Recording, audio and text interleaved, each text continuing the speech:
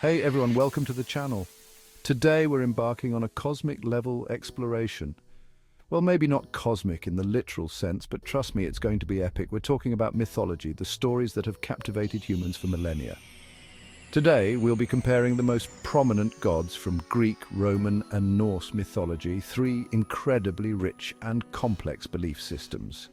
Get ready to dive into the fascinating world of ancient deities, their powers, their quirks, and their lasting impact on our world. All right, let's kick things off with a bang. Literally. We're talking thunder gods, the big guns, the head honchos of their respective pantheons. First up, we've got Zeus, the Greek god of the sky, lightning and thunder. This guy was the ultimate power player on Mount Olympus, known for his, shall we say, active love life and his tendency to throw lightning bolts when he was angry. But hey, when you're the king of the gods, you do what you want, right? Next up, we have Jupiter, the Roman equivalent of Zeus. Now, the Romans weren't exactly known for their originality. They borrowed heavily from the Greeks, and their mythology is no exception. Jupiter inherited Zeus's roles and responsibilities right down to the lightning bolts. But here's the thing about the Romans. They were all about practicality. They saw Jupiter as a symbol of order, law, and civilization. Finally, we travel to the icy realm of Norse mythology to meet Thor, the god of thunder, lightning, strength, and, oddly enough, oak trees. Armed with his trusty hammer, Mjolnir, Thor was the ultimate protector of Asgard, the realm of the gods. Unlike Zeus and Jupiter, who seemed content to rule from on high, Thor was a warrior god, always ready to defend his home from giants, monsters, and anything else that went bump in the night. From the heights of the heavens, we descend to the depths of the ocean, a place of both wonder and terror. In Greek mythology, the domain of the seas belonged to Poseidon, Zeus's brother, and a god known for his volatile temper. Seriously, this guy could hold a grudge like nobody's business. If you crossed him, he might just unleash a kraken on you or worse. Speaking of not being original, the Romans borrowed Poseidon and turned him into Neptune, their god of the sea. Like his Greek counterpart, Neptune was a powerful deity, often depicted holding a trident and riding a chariot pulled by seahorses. But unlike Poseidon, who was often portrayed as a bit of a hothead, Neptune was seen as a more benevolent figure, a protector of sailors and fishermen. Now, the Norse took a slightly different approach to their sea god. Aegir wasn't a god in the traditional sense, but a giant, a powerful being who personified the sea itself. Aegir was known for his immense strength and his unpredictable nature. One minute he could be calm and serene, the next he could whip up a storm that would swallow ships whole. Okay folks, buckle up because we're going to a place where few have dared to venture, the underworld! In Greek mythology, the realm of the dead was ruled by Hades, Zeus's other brother. Hades often gets a bad rap, but he was actually a pretty fair ruler. If a bit stern and brooding, he wasn't evil, just misunderstood. You know the drill by now. The Romans took Hades, gave him a makeover, and voila!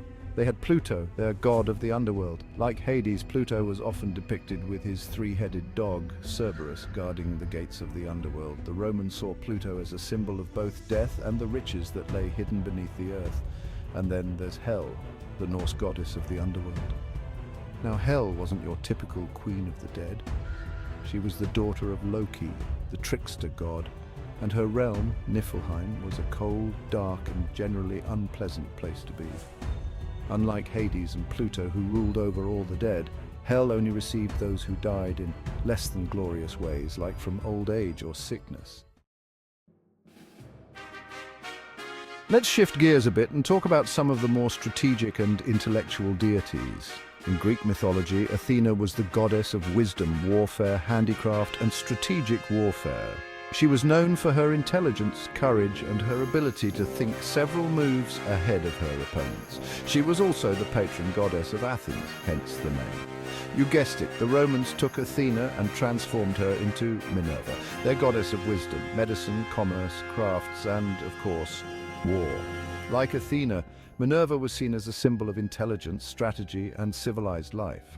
But while Athena was primarily a warrior goddess, Minerva's domain extended to more peaceful pursuits like the arts and sciences. Over in Norse mythology, we have Frigg, the goddess of wisdom, foresight, motherhood, and domestic affairs. As the wife of Odin, the All-Father, Frigg held a prominent position in the Norse pantheon. She was known for her wisdom and her ability to see the threads of fate. We're going to wrap things up with the gods you definitely wouldn't want to play poker with. In Greek mythology, Hermes was the messenger of the gods, known for his speed and agility. He was often depicted wearing winged sandals and a winged hat, which helped him zip back and forth between Mount Olympus and the mortal realm. But Hermes was also a bit of a trickster, known for his cunning and his ability to bend the rules. Unsurprisingly, the Romans adopted Hermes and turned him into Mercury, their god of commerce, travel and thievery. Like Hermes, Mercury was known for his speed and agility, often depicted with winged sandals and a caduceus, a staff entwined with two snakes. Mercury was also associated with financial gain, trade, and, well, let's just say he wasn't above a little bit of mischief. And finally, we come to Loki, the Norse god of mischief, trickery, and, well, pretty much anything that could cause a little chaos. Unlike Hermes and Mercury, who used their powers for both good and mischief, Loki was more of a wild card, his actions often having far-reaching and often disastrous consequences. He was a master manipulator, a shapeshifter, and a general agent of chaos. Well, there you have it, a whirlwind tour of some of the most prominent gods from Greek, Roman, and Norse mythology. I hope you've enjoyed this epic comparison of these fascinating deities. Don't forget to like, subscribe, and hit the bell icon for more fascinating comparisons. And be sure to let us know in the comments which god you found the most intriguing.